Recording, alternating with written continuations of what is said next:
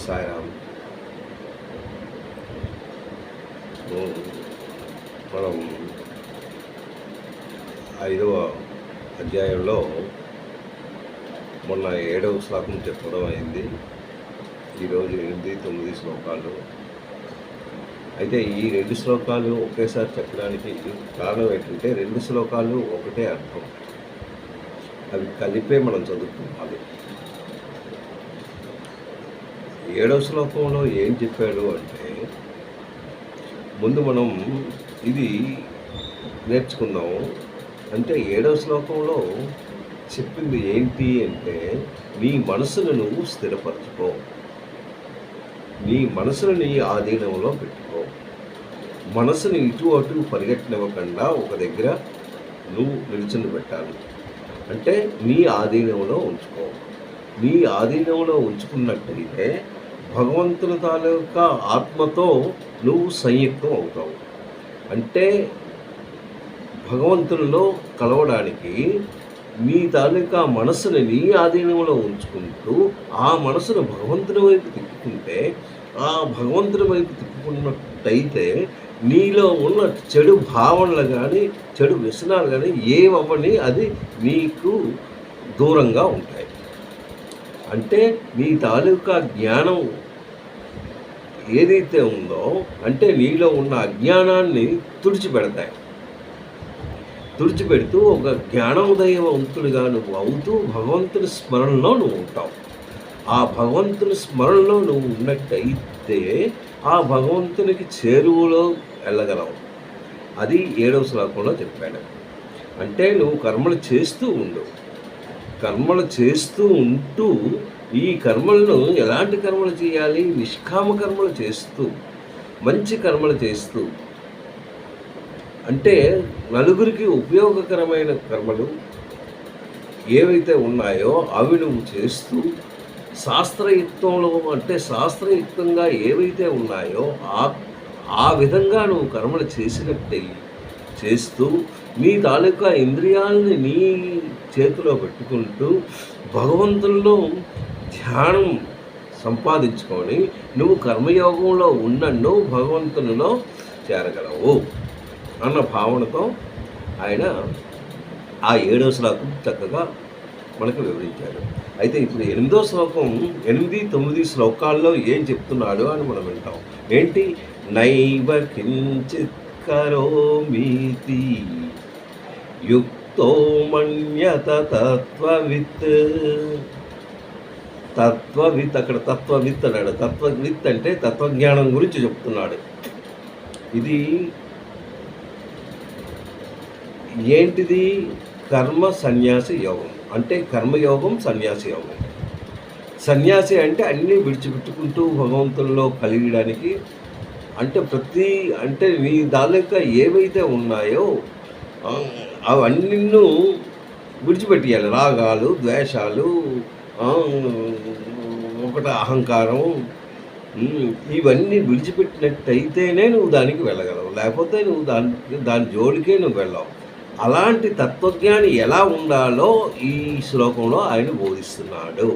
నయన కించిత్ అంటే నువ్వు ఏమాత్రం, కించిత్ అంటే ఎంత చిన్నదైనా, ఎంత తక్కువైనా, నయన కించిత్ కరోమతి యుక్త, ఏమి అంటే నీ తాలూకా ఏవైతే కర్మలు ఉన్నాయో, ఏవైతే చేస్తున్నావో అది నీకు వర్తించకుండా, నీ దగ్గర చేరువలో ఏమీ రాకుండా, అయితే తత్వజ్ఞాని అయిన సంఖ్యాయోగి అతను అన్ని కర్మలు ఏంటంటే ఏదైనా కర్మలై, నీకు జ్ఞానయోగంలో అంటే నీకు ఏవైతే జ్ఞానేంద్రియాలు ఉన్నాయో, కర్మేంద్రియాలు ఉన్నాయో, ఇవన్నీ పనిచేస్తూ ఉంటే అవి కర్మలే. అయితే ఎవరైతే తత్వజ్ఞానంలో ఉంటారో వాళ్ళు తన ఇంద్రియాలన్నీ పనిచేస్తూనే ఉంటాయి. అంటే ఏ వస్తువునైనా కళ్ళేంటి చూస్తూ ఉంటాయి, ముక్కేంటి వాసన చూస్తూ ఉంటుంది, చెవులేంటి వింటుంటాయి, నోరేంటి తింటూ ఉంటాయి, మాట్లాడుతూ ఉంటాయి. ఇవన్నీ నువ్వు చేస్తున్నా అవి లోపలికి తీసుకోవు. ఎవరైతే తత్వజ్ఞానం, అందుకే అక్కడ ఏంటంటే నయన కించిత్ కరోమితి యుక్తో మన్యత అంటే అతనికి ఏమీ వర్తించదు. ఏ కొంచెమైనా ఆయన ఆయన లోపలికి తీసుకోడనమాట. ఇవన్నీ చూస్తూ ఉంటాడు, వింటూ ఉంటాడు, అవన్నీ ఉంటాయి, కానీ ఏవి తనకు వర్తించదన్నమాట. తన భావంలో తీసుకోకుండా అవి ఉంటాయి. నయన కించిత్ కరోమతితో మన్యేత తత్వవేత్త అంటే తత్వజ్ఞానులు. ఏంటి, ఎలా తీసుకోవాలి అంటే పశ్యన్ శృణ్వన్ స్పృశన్ జిఘ్రన్ నస్సన్ గచ్చన్ కృపన్ శ్వసన్. చూడండి, పశ్యన్ శృణ్వన్ స్పృశన్ జిఘ్రన్ నస్సన్ గచ్చన్, ఇవన్నీ ఏంటి? పశ్యన్ అంటే ఆయన చూస్తూ ఉంటాడు. పశ్య అంటే చూడటం. పశ్యన్ శృణ్వన్ అంటే వినడం. అతను చూస్తూ ఉంటాడు, వింటూ ఉంటాడు. అంటే ఇవి జ్ఞానేంద్రియాలు. ఈ జ్ఞానేంద్రియాలు ఏది చేస్తున్నావో అది నీకు చెప్తుంటుంది, ఫలానా వస్తువు నేను చూశాను అని, ఫలానా వాడు మనిషి వెళ్ళాడు అని చెప్తాడు. అదేంటి, నీ కళ్ళు చూసి లోపలికి తీసుకుంటే కానీ అది ఎప్పుడైతే మనసు లోపలికి వెళ్ళిందో అప్పుడు ఫలానా మనిషి వెళ్ళాడు, ఇది స్టూలు, ఇది బెంచి, ఇది చైరు, ఇది పుస్తకము, ఇది పెన్ను, ఇవన్నీ అదేంటంటే లోపలికి తీసుకుంటే కానీ ఆ వస్తువుదాలకు నీకు తెలియదు. అలాగే వినడం కూడా అంటే ఫలానాది వింటున్నావు, అదేంటి మ్యూజిక్కా, లేకపోతే ఏంటా, లేకపోతే ఎవరు తిడుతున్నాడా, లేకపోతే నీకు ఏంటి కలుగుతుంది, ఏంటేంటో చెప్తున్నాడు, అవన్నీ నువ్వు వింటున్నావు, కానీ అది లోపలికి తీసుకోవు. అది ఎవరికి అది వర్తిస్తుంది? తత్వవిత్ అంటే తత్వజ్ఞానంలో ఎవరైతే ఉంటారో వాళ్ళు ఇది చెయ్యరు. అంటే పశ్యన్ శృణ్వన్ స్పృశన్ జిఘ్రన్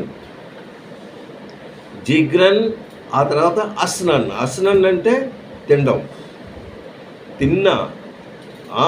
ఒకళ్ళని పట్టుకున్న వినుచు స్పృశించుచు ఈ పుస్తకం పట్టుకున్నాడు అంతే, కానీ అది దగ్గరికి వెళ్దాం. అలాగే గచ్చన్ అంటే నడవడం. స్పృశన్ జిఘ్రన్ గచ్చన్ స్వపన్ అంటే నిద్రించడం, ఆ తర్వాత శ్వాసక్రియ తీసుకోవడం. ఇవన్నీ చేస్తూ ఉంటాడు, నడుస్తూ ఉంటాడు, చేతులతో ఇవి చేస్తుంటాడు, కానీ అవి లోపలికి తీసుకుండా ఆ కర్మల్ని దూరంగానే ఉంచుతాడు అనమాట.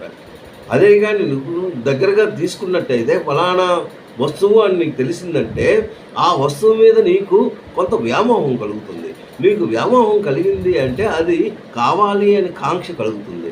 అది కావాలి అని కాంక్ష ఎప్పుడైతే కలుగుతుందో నీకు ఆశను పుట్టిస్తుంది. నీకు ఎప్పుడైతే ఆశ పుట్టిందో అది నీ దగ్గరికి వచ్చి దానితోనే ఆనందం ఉన్నదే అని అనుకుంటూ ఈ ఆనందానికి మించింది ఇంకొక వస్తువు కావాలి అని నీకు కోరికలు పెరుగుతూనే ఉంటాయి. అవి కాకుండా ఆయన ఎవరైతే ఈ తత్వజ్ఞానంలో ఉంటారో వాళ్ళు ఎటువంటి వస్తువును చూస్తూ ఉంటారు, కానీ అది కావాలన్న ధ్యానం మాత్రం వాళ్ళకు ఉండదు. వాళ్ళకి ఏదైనా ఒకటే. వాళ్ళకి మనసులో ఉన్నది ఏంటంటే ఒక్క భగవంతుడనే చూస్తున్నాడు, భగవంతుని తాలూకా మాటే వింటున్నాడు, భగవంతునితోనే మాట్లాడుతున్నాడు. ఆ దశకి ఎవరైతే వెళ్తారో వీటితో సంబంధం ఉండదు. కానీ ఇవి చూస్తుంటాడు, వింటుంటాడు, వాసన చూస్తుంటాడు, ఇవన్నీ చేస్తాడు, కానీ అది లోపలికి తీసుకోడు అనమాట. దాన్నే అంటాడు అనమాట. తర్వాత ప్రణవన్ విసృజన్ గృహ్ణ, అక్కడ చూడండి, ప్రణవన్ అంటే ఎవరితో మాట్లాడుతుంటాడు. ప్రణవన్ విసృజన్ అవి త్యజించడం, అవేమీ అవసరం లేదు. దానికి ఏంటి అవసరం లేదు? గృహ్ణ, అది దేన్ని గ్రహించడు. గృహ్ణన్ ఉన్మిషన్, అది కనులు తెరవడం ముయ్యడం కూడా చేస్తూ ఉంటాడు, కానీ ఆ స్పర్శ ఆయన దగ్గరికి వెళ్దనమాట. అలా ఉంటాడు. ఇంద్రియాణీంద్రియదేశు, ఇంద్రియాలు తమ శబ్ద విషయాల్ని చూస్తూ ఉంటాయి. అయితే దీంట్లో ఎలా ఉండగలవు అని మీకు సందేహం రావచ్చు. ఈ సందేహం మీకు ఎప్పుడైతే మనసులో కలిగిందో ఇది ఎలాంటి సందేహం అంటే అది అయ్యో నేను చూస్తున్నాను, వాళ్ళకి నాకు ఏం డిఫరెన్సు? వాళ్ళేంటి తత్వజ్ఞానంలో ఉన్నారు, నేను కర్మయోగంలో ఉన్నాను. అది అది సంఖ్యాయోగం, ఇది కర్మయోగం. నేను చేస్తున్నాను, ఆ కర్మలు నేను చేస్తూ ఉన్నాను, పనులు చేస్తూ ఉన్నాను. కానీ అవి గ్రహించుకుంటున్నాను. అవి ఏంటంటే నేను లోపలికి తీసుకుంటున్నాను. కానీ వాళ్ళేంటి, వాళ్ళు తీసుకోరు. ఏంటి, ఎలా తీసుకోరు? వాళ్ళు ఇవన్నీ చేస్తూ ఉన్నారు కదా, ఎలా తీసుకోకుండా ఉంటారు? మీరు నిద్రలో ఉన్నారు. నిద్రలో ఉన్నప్పుడు ఏంటంటే చక్కని నిద్ర పట్టేస్తారు, బాగా నిద్ర పడుతుంది. నిద్ర పట్టినప్పుడు ఏంటి, చేతులు, కాళ్ళు, అన్ని ఇంద్రియాలు, ఏవైతే ఇంద్రియాలు ఉన్నాయో ఆ ఇంద్రియాలన్నిటికీ ఒక విశ్రాంతినిస్తారు.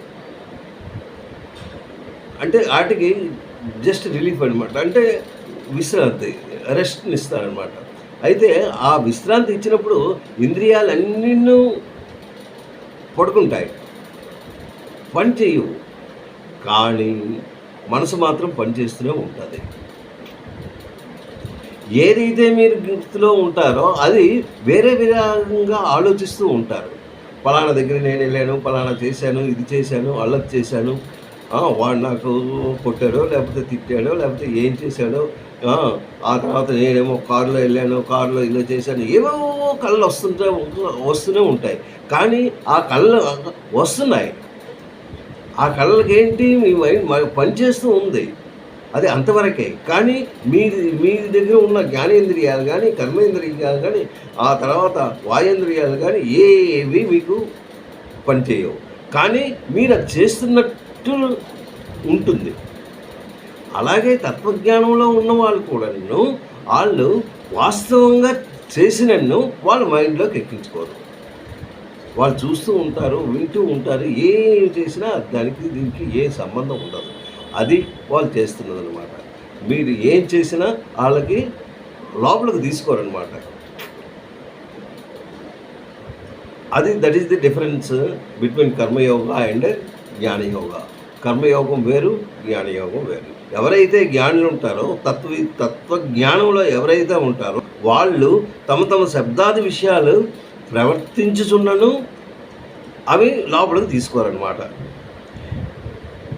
నాకు కొంచెమైనా నాకు దానితో సంబంధం లేదు అని భావిస్తుంటారు. నాకు దానికి ఎటువంటి సంబంధము లేదు. కించిత్, అక్కడ ఏంటంటున్నాడు, నైవ కించిత్ కరోమీతి, ఏమి నేనేం చేయట్లేదు, నాకు కొద్దిగా నన్ను దాని గురించి ఆలోచన కూడా నాకు లోపలికి వెళ్ళదు. ఏమి నైవ అంటే నేను కొద్దిగైనా, కొంచెమైనా దాని గురించి కొంచెమైనా నేను చేయట్లేదు, నేను అనుభవించట్లేదు. మన్యేత తత్వవిత్ అంటే వీళ్ళందరూ ఎవరు? తత్వవిత్ అంటే తత్వజ్ఞానంలో ఉన్న వాళ్ళకి దీని గురించి తెలియదు.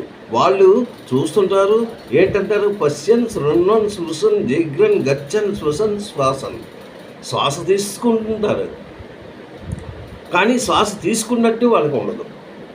అసలుకి బాడీ మీద వాళ్ళకి జ్ఞానం ఉండదు. వాళ్ళు ఎంతసేపు మీ మనసంతను ఆ భగవంతుని మీదే పెడతారు, ఆ భగవంతున్నే చూస్తారు, ఆ భగవంతుడితోనే మాట్లాడతారు. ఇవన్నీ చేస్తూ ఏమైనా చెయ్యాలి అంటే ఈ కర్మేంద్రియాలతో చేస్తారు కానీ లోపలికి తీసుకోరు. అది నువ్వు ఎవరైతే ఈ కర్మయోగంలో ఉంటారో కానీ బాహ్య వస్తువులన్నీ చూస్తారు, అది కావాలి ఇది కావాలి అనే కోరికలు కూడా కలుగుతాయి. దాన్ని కంట్రోల్ చేస్తూ ఈ బాహ్య వస్తువు నాకు అవసరం లేదు, నాకు కావాల్సింది ఒక్క భగవంతుడే అన్న జ్ఞానంతో వాళ్ళే కానీ ఉన్నట్టయితే భగవంతుని చేరుకోగలరు. భగవంతుని చేరే విధానం వాళ్ళకి ఈ విధంగా చేసినట్టయితే తప్పక వాళ్ళు రీచ్ అవ్వగలరు. అది ఇక్కడ చెప్పాడనమాట. తత్వజ్ఞుడైన సంఖ్యాయోగి అంటే ఆ సంఖ్యాయోగి ఏంటి? చూస్తుంటాడు, వినుచుంటాడు, భుజిస్తాడు, నడుస్తాడు, నిద్రిస్తాడు, శ్వాసక్రియలు తీసుకుంటాడు, ఆ తర్వాత కళ్ళు తెరుస్తాడు, మూసుకుంటాడు. ఇంద్రియాలు తమ విషయాలందు వర్తించుచున్నవి అన్నవి ఆయనకి ఉండదు.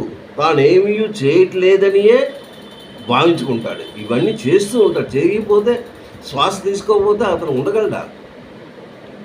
శ్వాస ఇంపార్టెంటే. అలాగే ఈ బాడీ ఉండడానికి ఏదో కొద్దిగా ఆహారమైనా తీసుకోవాలి. ఆహారం తీసుకుంటాడు కానీ అది ఎక్కనివ్వడు. నేను ఆహారం తీసుకుంటున్నాను అన్నది కూడా ఉండదు. అలాగే చూస్తూ ఉంటాడు, వింటూ ఉంటాడు, శ్వాస తీసుకుంటాడు, మాట్లాడతాడు. కానీ ఇవేమీ తను గ్రహించుకోడనమాట. కర్మయోగి మాత్రం అవన్నీ చూస్తూ ఉంటాడు, అవన్నీ చేస్తూ ఉంటాడు. చేస్తూ అవి ఎవరైతే ఆ కర్మని లోపలికి తీసుకోకుండా ఇవన్నీ భగవంతుడివే, భగవంతుని తాలూకా తత్వంతో, భగవంతుని తాలూకా శక్తితో వచ్చిన వస్తువులే అన్న భావనతో ఎవరైతే భావిస్తారో, అంటే కర్మ చేస్తుంటారు కానీ ఆ కర్మ ఫలం మాత్రం వాళ్ళు ఆశించరు. అది భగవంతుని మీద పెట్టినట్టయితే అంటే వాళ్ళు కర్మయోగంలో ఉన్నన్ను అక్కడికి రీచ్ అవ్వగలరు. అలాగే తత్వజ్ఞానం ఎవరైతే జ్ఞానయోగంలో ఉంటారో వాళ్ళు కూడా ఇక్కడికి రీచ్ అవ్వగలరు అన్న భావనతో ఈ శ్లోకాలు, ఈ 2 శ్లోకాలు 8, 9 శ్లోకం అదే ప్రారంభం అన్నమాట. సాయిరాం. తప్పులుంటే క్షమించండి.